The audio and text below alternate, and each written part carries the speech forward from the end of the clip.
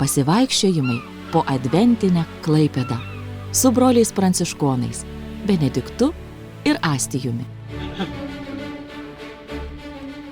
Na, kaip gera, kad mes šiais metais sugalvojame šį adventinį pasivaikščiojimą po Klaipėdą, po mūsų gimtąjį miestą. Visų trijų. Visai trijų. Ir aš matau, kaip Klaipėda keičiasi, kai mes augome, buvo tik viena Kristaus Karaliaus bažnyčia, dabar jau daug bažnyčių. Ir mes turime savo vilties miesto bažnyčią. Ir Pauliau, tave turime, tikrai džiaugiamės, kad tu daliniesi savo buvimu, savo gerumu, savo išmintimi su mumis. Ir atverk šventą raštą, penktadienio Evangeliją. Ir Lūpas. Pasiklausykime šventosios Evangelijos pagal Joną. Jėzus kalbėjo žydams.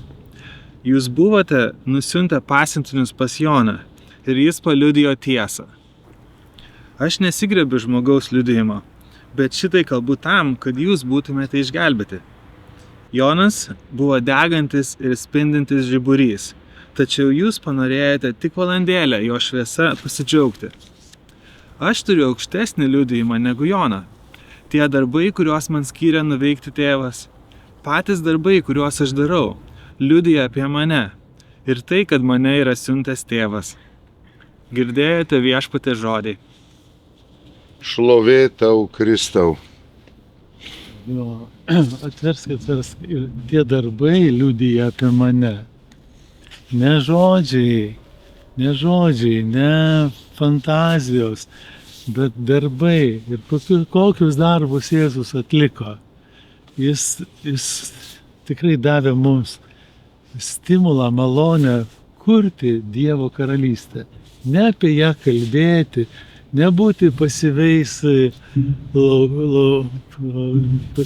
kaip čia, žiūrovais, taip, stebėtojais, bet mes turime kurti. Ir Jėzus davė mums pavyzdį. Mes turime gydyti ligonių. Mes turime mylėti. Mes turime tikrai išreikšti tą atjautą visai tai Dievo kūrinijai. Mes turime kurti Dievo karalystę. Ir tuo mes būsime tikrai labai artimi Dievo bendradarbiai.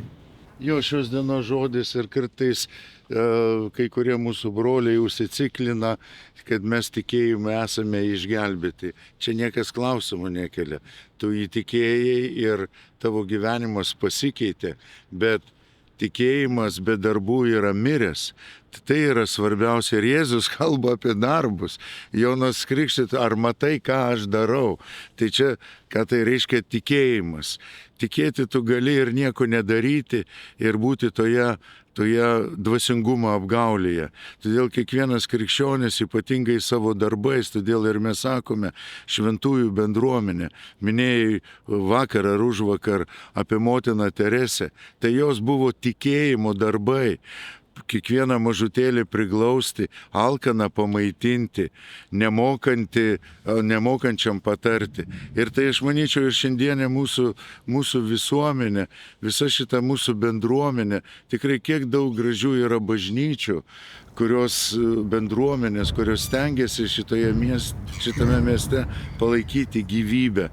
Ir tik tai darbais tu gali kalbėti apie vilties bėgimą, apie onkoligonius. Bet jeigu tu neateisi sekminių dieną prie starto linijos ar bent palaikyti žmonių, tai ką tai reiškia tas tavo tikėjimas, tavo svajonis?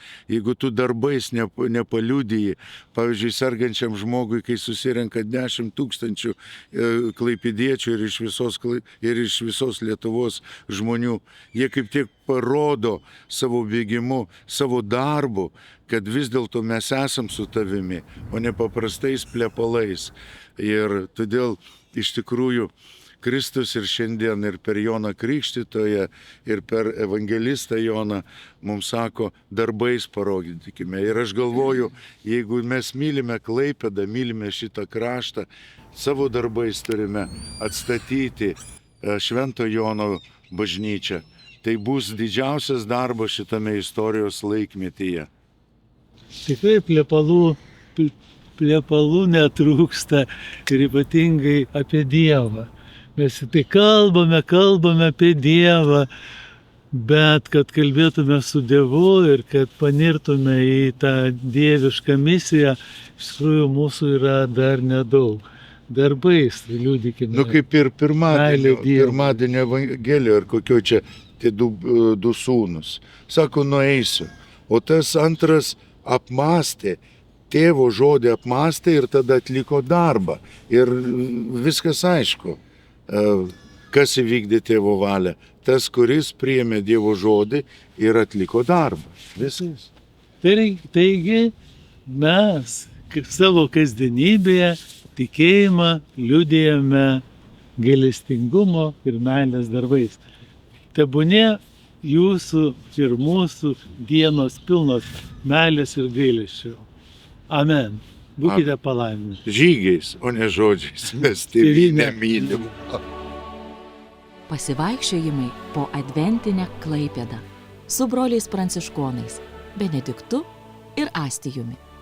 Jeigu šis pokalbis praturtino jūsų mintis ir sielą, prisidėkite prie mūsų kelionės. Sekite mus, spauskite patinka, komentuokite, dalinkite su artimaisiais, kad kartu kurtume vilties bendruomenę.